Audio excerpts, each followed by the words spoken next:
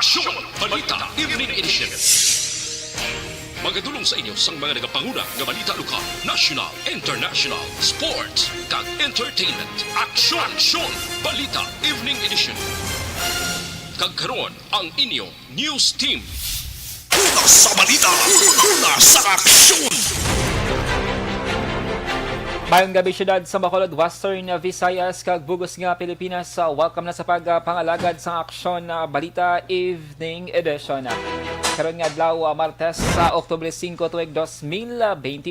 Makitaan kita live sa mga official Facebook page kag sa YouTube channel ang Aksyon Radyo Bacolod, kag mabatian pag sa www.aksyonradyobacolod.com.ph. Kaming inyo mga tag-balita. Aksyon and Defensor. Kag Aksyon Dale Salazar para sa mga headlines sa una kita sa mga balita lokal. Negros Occidental, ibalik ang COVID-19 mass testing. Seneco, wala kahilabtanan sa lapnagon nga brownout. Sa balita national, 90 million doses ang bakuna baklon sang gobyerno sa unang quarter sang 2022. Approval rating sang Duterte administration may kang tanan sa korupsyon nagnubo sang 12%. Detalye sang mga balita lokal pagkatapos gid lamang sini.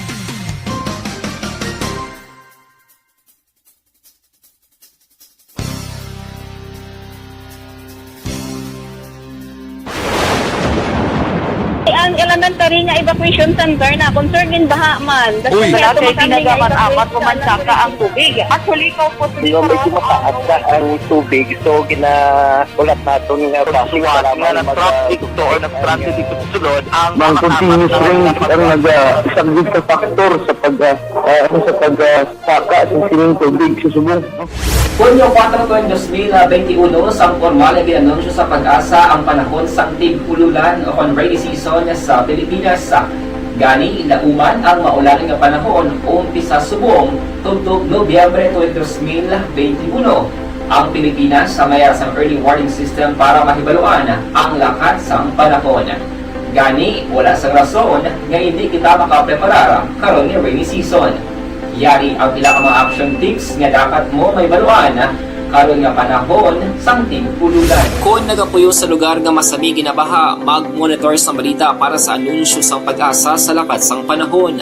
Isa sa pinakapos nga pamaagi para malikawan nga magsulod ang baha sa balay, among paggamit sang sandbag. Ang sandbag ang isa kasako nga may unod nga balas nga pwede ibutang sa pertahan o kung ginaagyan sang tubig para temporaryo nga makontrol ang pagsulod sang tubig sa inyong nga balay. Antes naman ng rainy season, dapat nakapreparar ka na sa pagkaon, flashlight, pito, kandila, hygiene kit, power bank, transistor radio, importante nga mga dokumento, kag iban pa nga kinahanglanon. Ini ang dapat isulod sa go bag nga dapat ibutang sa isa ka lugar nga mapus kuhaon sa tion nga kinahanglan nga mag-evacuate.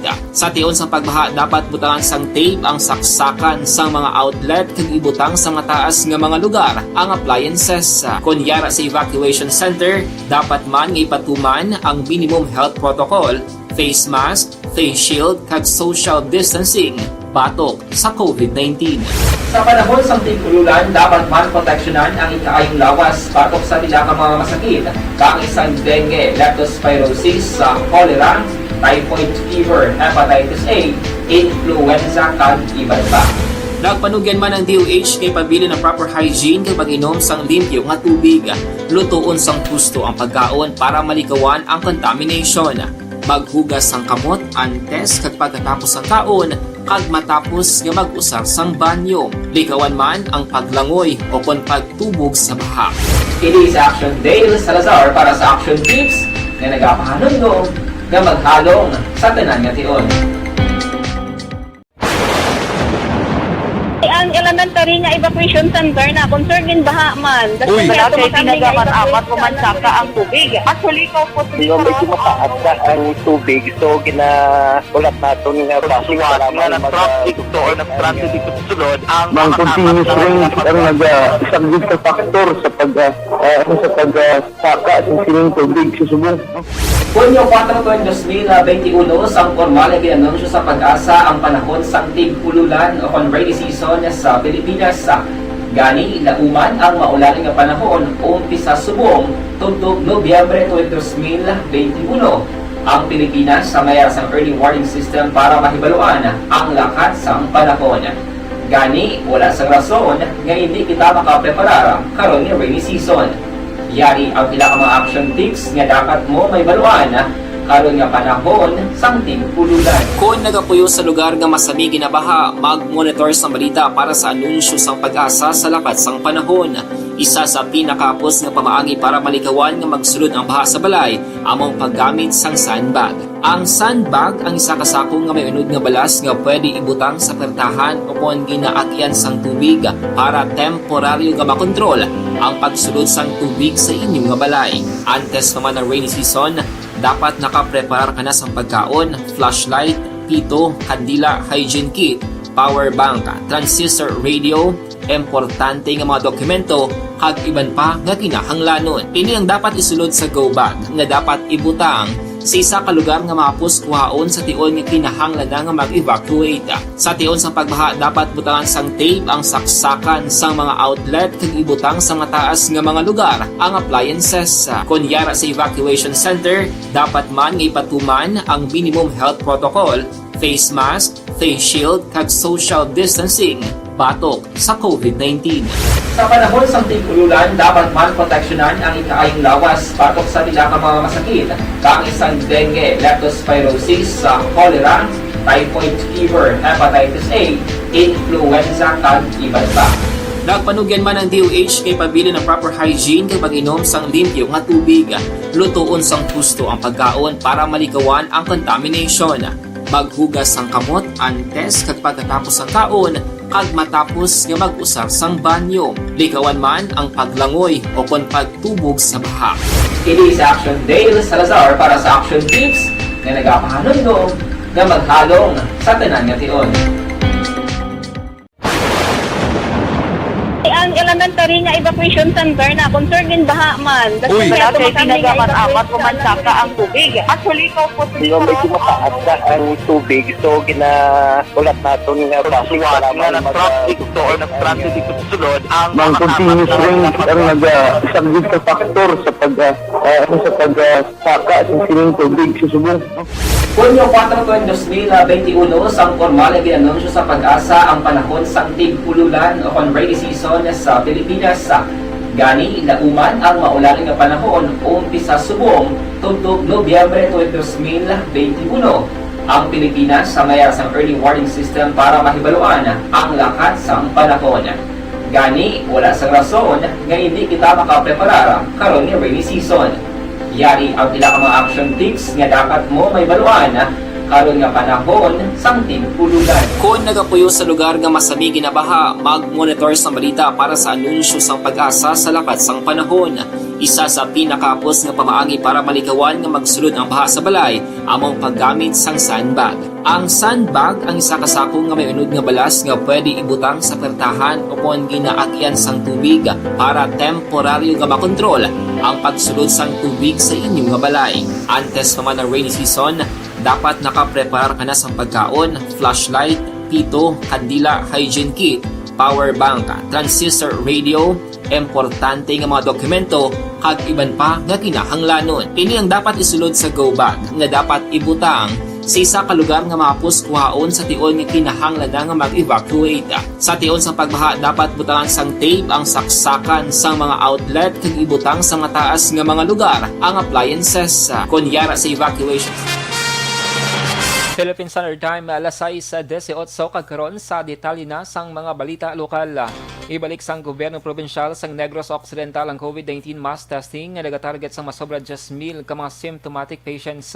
Iningin pahayag ni Provincial Consultant kay Bacolod City Mayoralty Candidate Albi Benitez sa pabangkot kung anong iyang plano gud mapaganhagan ang pagdamo sang kaso sang COVID-19 sa Negros Occidental kag Bacolod City. Sano kay Benitez nga paagi sa mass testing mahibaluan kung sino ang mga persona ang positibo sa COVID-19, ilabi na ang mga nagabatcheck sang sintomas. Nagalaom si Benitez nga ini ang pagasuportahan sang lokal nga gobyerno sa Bacolod pareho sang natabo nagdigad nga tuig. Ginpasalig ni Anay Negros Occidental 3rd District Congressman kag Mayoralty Candidate Albi Benitez nga mangin transparent kag inclusive ang panggobyerno sa iya administrasyon kung magmadinalagon bilang alkalde sa syudad sa Bacolod sa Mayo 2022 nga eleksyon. Sa press conference, ginpahayag ni sa press conference ni Benitez upod ang iya kandidato sa pagkabisi alkalde kag 12 ka mga konsihal, ginpahayag nga mangin unity kag hindi one-sided ticket ang iya nga panggobyerno. Ginklaro pa sang anay kongresista nga mga mangin alkalde siya sang tanan kag indi isang pila lamang ka mga persona. Si Benitez ang nag-file sang kandidatura pagi sa iya abogado nga si Attorney Andre Norman Saril sa Comelec Bacolod subong adlaw.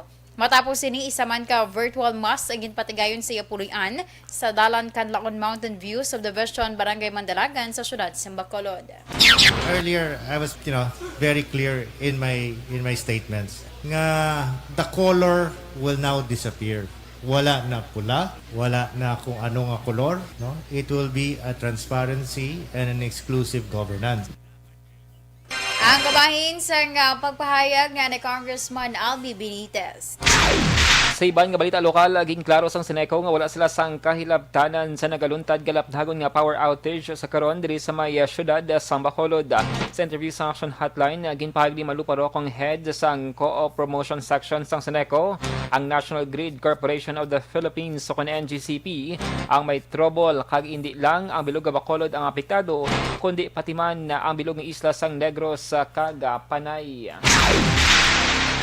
Samtang ginbaton sang Comelec Bacolod ang dugang 15 ka mga Certificate of Candidacy subong nga adlaw kag sunod kay Election Officer Attorney Katrina Canya, si Attorney Andre Norman Saril ang nagserbe nga tiglawas sang grupo ni Anay Congressman Albi Benitez para mag-file sang 13 ka mga COCs. Ini ang ginkasugtan sang grupo para matuman ang health protocol kag hindi maginutok sa Comelec Bacolod. Si Saril ang nag-file sang COC ni Benitez para sa pagkalkade kag former Councilor Cesar Distrito para sa pagka-Vice Mayor. Magapapili naman konsehal sa idalom sang Asenso Bacolod sa na-incumbent Councilor Simple Distrito kag Bartolome Orola Sr. Yara man sa line-up sanday former Councilor Sonia Verdeflor, Homer Bais, Celia Flor, ani Vice Mayor Jutario Saison, former board member Patrick Lacson, kag Sumag SK Chairperson Jason Villanueva. Bahin man sa partido si Pausi kag negosyante nga si Vladimir Gonzalez. Sa idalom sang Comelec rules, ginatugutan ang pag-file sang COC sang tiglawas ang kandidato pero dapat mayara sang special power of attorney kag nagakaigo nga mga dokumento. Martes sang hapon sa personal man nga nag-file si Councilor Al Victor Espino nga kabahin sang Asenso Bacolod kag si Walter Hemosora nga independent candidate. Ginpahayag ni incumbent Councilor Al Victor Espino nga si Anay Congressman Albi Benitez ang nagatanyag sa maayong nga mga opsyon para sa syudad sa Bacolod. Ini ang rason ni Espino sa pagupod sa Asenso Bacolod nga ginapangunahan ni Benitez. Madumduman nga una na sa nga ginpahayag ni Espino nga iya ginakonsiderar nga hindi na magpapili sa masunod nga eleksyon. Kasunod man sang iya nga pagbiya sa grupo Progreso. Suno kay Espino, luyag sini nga mangin kabahin sang team ni Benitez para mapatuman ang mga pagbago sa syudad. Sanday Benitez kag Espino ang madugay na nga mag-abyan pero ginpahayag sang konsehala nga wala siya ginpilit sang anay kongresista nga magpapili sa partido. Ginpahayag niya na Congressman kag animan alkalde Monico Puentevella nga sa Oktubre 8 pa man matapos ang filing sang Certificate of Candidacy. Ini ang sabat ni Puentevella sangin pamangkot kun bala magapapili ini sa tuig 2022 nga eleksyon sa Bacolod. Ang anay alkalde amo nagfile sang COC sang yabata nga si anay konsehal Jesus Claudio Puentevella nga nagapapili konsehal sa Bacolod sa idalom sang Progressive Movement for the Devolution of Initiatives. Wala man sang direkta nga sabat si Puentevella kun bala magapapili sa lokal nga posisyon. Ginpahayag sini nga hindi mapaktan kag Oktubre 8 pa man tubtob ang filing sang COC bangod may ginaistorya pa ini. Ang anay alkalde ang karon nag-serve nga spokesman ni presidential aspirant kag Senador Manny Pacquiao. Sang tuig 2019, sang si Puentevella ang nagpapili kongresista sa Bacolod pero naluto sa kay Congressman Greg Sataya. Sa balita, nasa aksyon! Lasay sa 23 Aksyon Radio Philippine Standard Time kay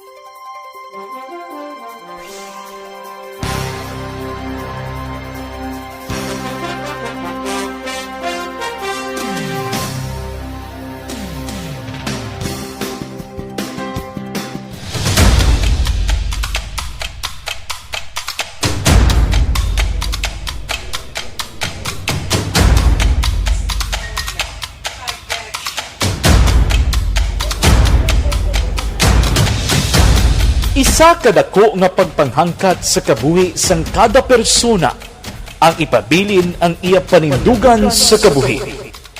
Bangod sa mga pagtilaw, kabudlayan, kapigaduhon, kag krisis, madamo ang nagbuya sang ila panindugan sa kabuhi. Tama na! Parang awan nila!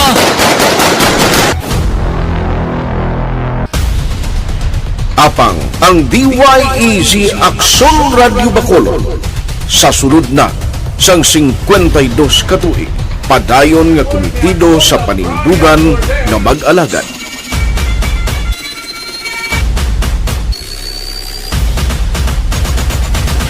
Aksyon Radio Bacolod 52 katuig na nga mabinungahon sa pagtuman sang panindugan nga magdulong sang matuod nga serbisyo publiko, balita kag kalingawan sa radyo.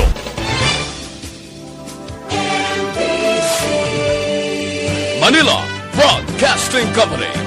Sa balita, komentaryo, isyu, serbisyo publiko. Aksyon Radio! Sa Bacolod, Aksyon Radio! Aksyon Radio!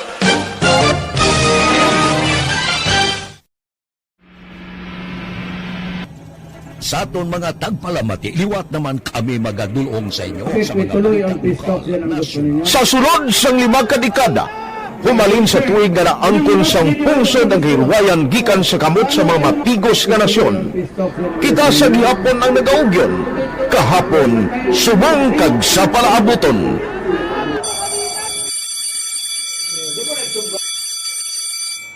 Ang Aksyon Radio, so natin lain-lain ang alam mo. Samtang nagalain-lain ang manager sa Manila Broadcasting Company, may alaman niya lain-lain sila nga nagangalan. May ngalangan nila. Basta ang naluyagan sa manager ya, ingalan niya na. Nag-una ini siya nakilala dito sa La Carlota. Pagkatapos, yung sa ilo dito sa Bacolod, amo na nagtulukaw na ang nagkalain-lain ng mga manager, Boy Robles, si Connie po, naging manager, sila ni Anggayo, si Johnny Bere, si JJ Ocampo, kag subong si Miss Nuna Di Maala Magbanwa. Ang sadto magamay nga community radio station ang ginpasira matapos nagpanindugan nga ipalapnag ang kamatuuran kag buligan nga mauntat ang pagpamigos sa katawhan. Ang DYEZ actually, Aksyon Radio, karon sa una nag-start din siya as a music station. No? This is the first music station with this ciudad sa Bacolod. No? When it was launched in 1969, it was a music station, pero dito nakilala to dami. Hindi mga sikat na mag-DJ at that time. No? Sa 1986 or 87, ang Aksyon Radio, because of the entry sa mga FM stations nag-amat-amat na nag-decide to transform itself into a news and public affairs station. No? That's why yung tinay na naman-amat ang nagsulod. Ako started as a news writer. So, dito na nag-start sa mga 86-87 ang news and public affairs ng Aksyon Radio Bacolod. No? Bakit sa mag-fire ko my part because the year na nagsulod ko, nagdamo dito at that time. No, simple ni Presidente Aquino upon assumption into office pagkatapos ng EDSA Revolution. So, nagdamo dito. No? So, that's how Aksyon Radio started as a music station and later as a news and public affairs station.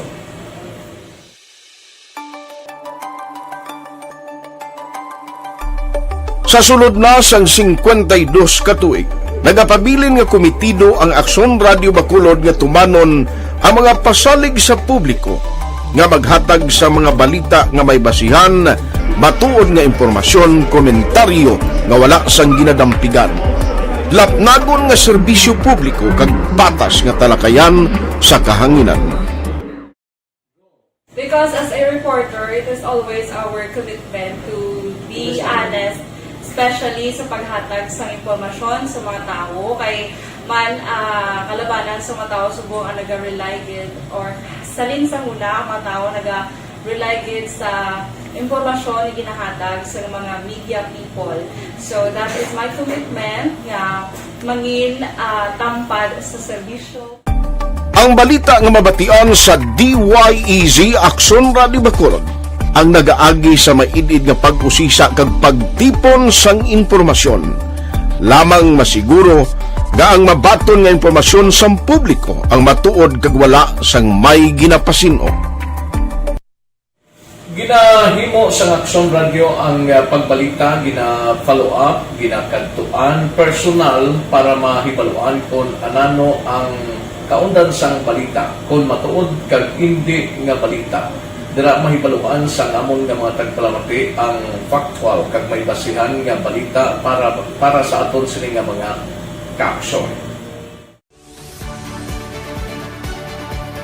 Sa piyak sa amat-amat nga pag-init sang away sa politika. Ito po, tatandaan nyo, kasi itataga po natin ito sa bato. The last man standing is a woman.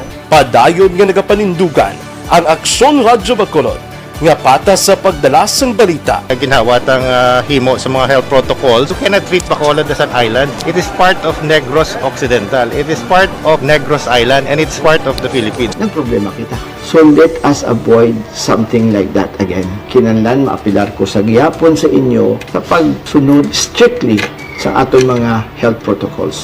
Masobra na 5 kadekada, wala na ikuan ang pangalan sang DYEZ Aksyon Radio Bacolod kag padayon nga ginasaligan sang minilyon nga tagpanamati sa isla sang Negros. So ako as a member sa Aksyon Radio family, that's been my principle ever since. No? Yung kinanglan ang mga informasyon nga ato ginapagawa sa tao are credible and legitimate. No? Kaya muna ato ginagawing responsibility as a broadcaster. No? Kaya ang ato responsibility is to inform, to educate, and to entertain. Now, para nga mahimo na ito we should be very credible and TTX sa 500 capsule sa mga legitimate na mga information. That is why ang Aksyon Radio ever since nag-aaway hindi kasi sila tawag ng fake news lang because we want to give credible information, truthful information sa aton nga mga listeners. So that is our commitment sa aton nga mga listeners nga we will serve you in the most credible manner kag pinaka-legitimate nga mga information nga kinahanglan ninyo sa inyo sining adlaw-adlaw nga pamumuhi. No? So, kami dire sa Aksyon Radio, that is our commitment to give you, to inform, to educate you, and to entertain you sa amon sining masaragan. Ang pagdulong sang informasyon isa ka commitment para sa aton sining mga tagpalamati ang matutuod nga balita. Kay kung hindi matuod nga balita, wala man sang dapat nga balita. Dapat ang balita gid nga para gid sa aton sining mga kauturan.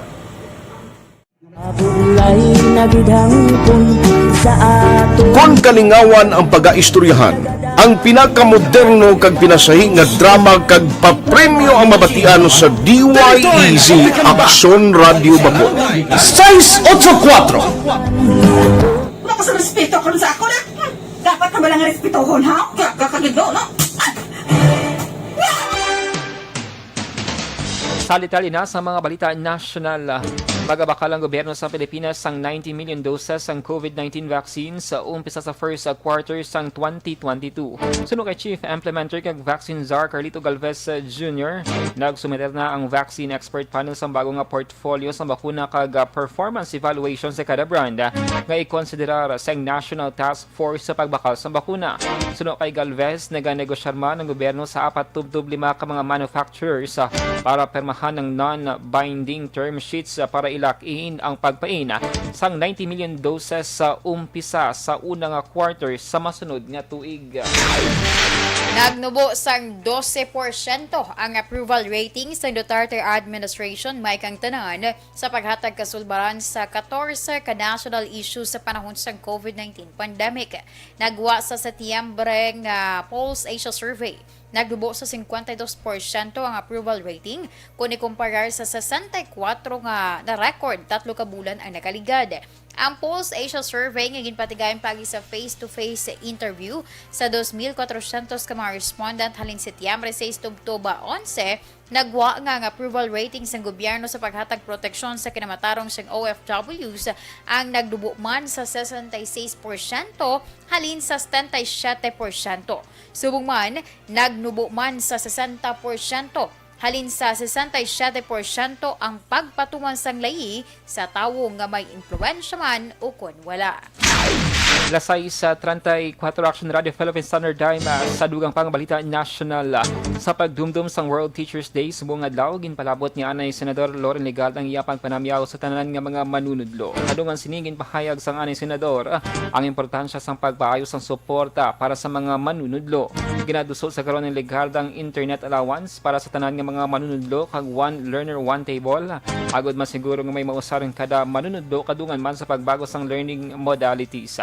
Suno kay Ligarda sa kadamuon sa dalang hangkat sang COVID-19 pandemic sa sektor sa edukasyon, nagakadapat lamang nga mabaton sa mga manunudlo ang nagakaigo nga benepisyo kag assistance para silang edukasyon nga mapadayon ang paghatag sang di kalidad nga edukasyon sa kada kabataan nga Pinoy.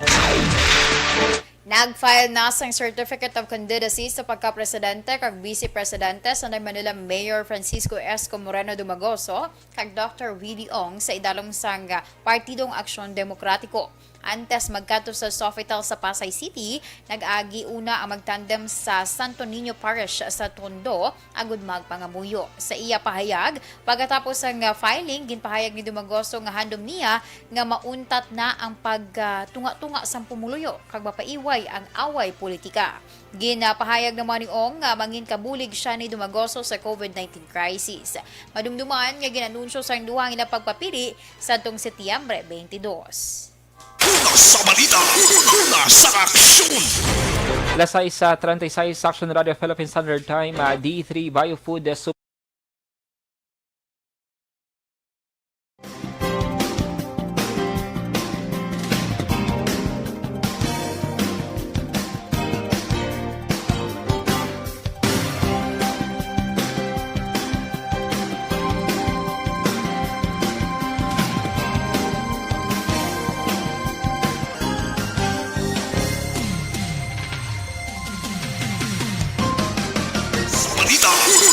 sa aksyon. Lasay sa 37 Action Radio Philippine Standard Time, inyo nabatian ang kabugusan nga mga balita sa Aksyon Balita Evening Edition. Karon nga daw Martes sa Oktubre 5 tuig 2021. Saluwat kaming inyo mga tag-balita. Aksyon and Defensor. Kag-Aksyon Dale Salazar. Una sa balita, una sa Aksyon sa Bacolod Aksyon Radio. Aksyon Radio.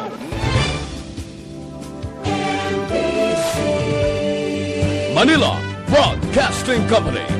Sa balita, komentaryo, isyu, serbisyo publiko. Sa Bacolod, Aksyon Radio. Aksyon! Radio!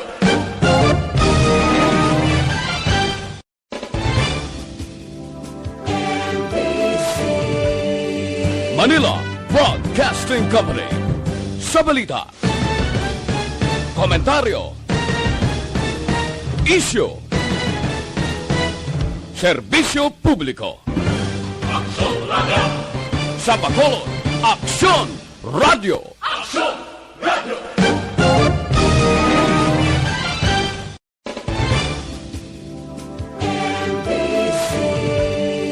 Manila Broadcasting Company. Sa balita, komentaryo, isyu,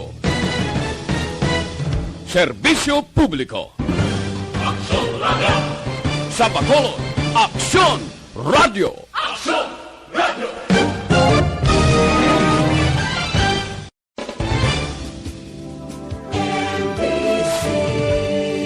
Manila Broadcasting Company. Sa balita, komentaryo, isyu, serbisyo publiko. Aksyon Radio! Sa Bacolod, Aksyon Radio. Aksyon! Radio!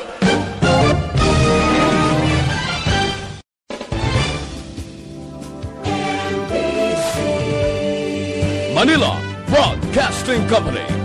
Sa balita, komentaryo, isyu, serbisyo publiko. Aksyon Radio! Sa Bacolod, Aksyon Radio. Aksyon! Radio!